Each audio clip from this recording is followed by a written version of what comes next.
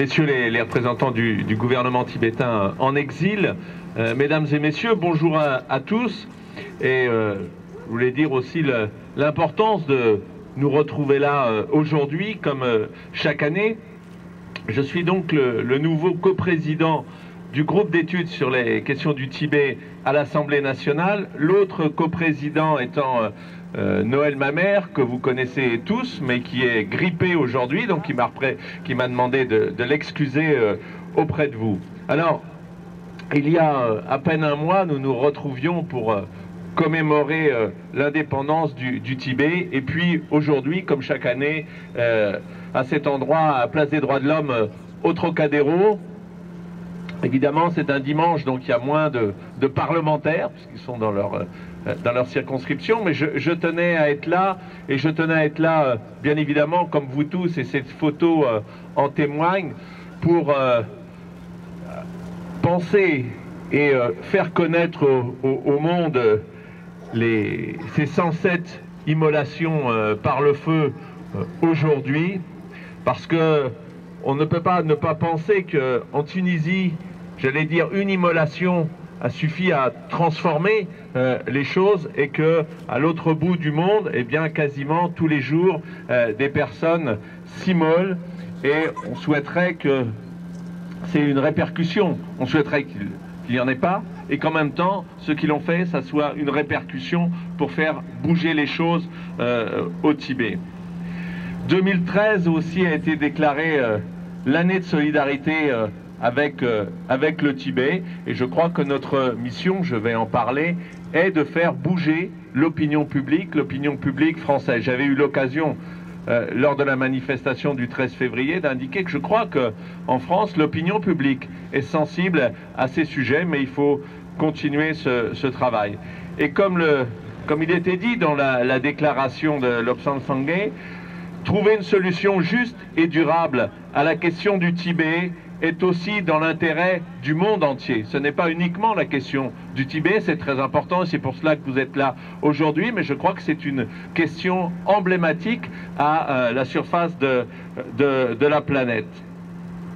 Et puis aussi rappeler, comme ça a été fait à l'instant, que c'est une lutte pacifique que vous menez sur ce qu'on appelle la voie du milieu ou la voie médiane, et c'est sur ces questions que nous voulons être à vos côtés, et le dire aussi au gouvernement chinois. Qu'est-ce que nous voulons dire?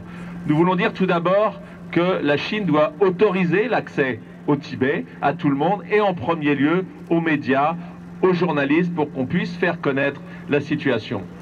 Que la Chine doit respecter l'autonomie du Tibet, puisque ça a été déclaré, et comme ça a été, vous l'avez rappelé, c'est pas une question constitutionnelle et institutionnelle, c'est une question de respecter ce qui a été décidé.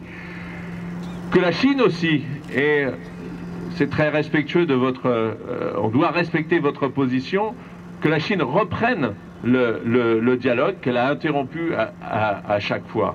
Et enfin, bien évidemment, et là aussi ça a une dimension universelle, que la Chine respecte les droits humains. Dans la déclaration, et je crois que c'est un slogan qui peut être pris, un mot d'ordre positif qui peut être pris par tout le monde et compréhensible, c'est la question résumée par Lobsang Sangay des 3D, la décentralisation, la démocratie et le dialogue. Voilà ce message que je voulais reprendre avec vous. Quelles sont les actions, nous, parlementaires, que nous allons mener? Eh bien, tout d'abord, pensons que le président de la République, François Hollande, va faire un voyage officiel en Chine cette année. Donc je pense que nous irons le voir pour lui expliquer une situation qu'il connaît, mais lui demander d'être porteur de certains de ses messages. Deuxièmement, nous allons voir si dans les travaux de l'Assemblée, nous pouvons reprendre une résolution justement sur les questions que je viens d'évoquer, et essayer de faire adopter par l'ensemble de nos collègues parlementaires une résolution en faveur du Tibet. Et puis troisièmement, eh bien, nous envisageons aussi peut-être à l'automne, en termes de soutien, d'aller rencontrer le Parlement tibétain en exil, puisque c'est ça notre fonctionnement, d'avoir des rencontres entre les parlementaires du monde entier. Vous savez que nous, on ne constitue pas un groupe d'amitié, comme on dit, avec les autres pays, puisque le Tibet n'est pas reconnu, mais justement, nous avons souhaité le faire sous la forme d'un groupe d'études et demander au président de l'Assemblée nationale qu'il y ait une sorte de parallélisme des formes et que nous puissions faire ce déplacement, ce qui est une manière de reconnaître, bien évidemment, le gouvernement et le Parlement tibétain en exil. Voilà, je pense que le sens plus général de notre action, et nous essayons, et nous sommes tout un groupe, je pense, dynamique et assez présent, et bien c'est justement de porter ces questions dans l'opinion française, mais dans l'opinion internationale, et puis, comme vous le disiez, de le porter aussi au niveau des organisations internationales, au premier rang desquelles l'ONU. Voilà l'engagement que nous avons devant vous, et je sais que vous êtes nombreux à nous soutenir aussi dans cette tâche, et voilà pourquoi je tenais à être présent aujourd'hui à côté des amis tibétains et des amis du Tibet. Merci à tous.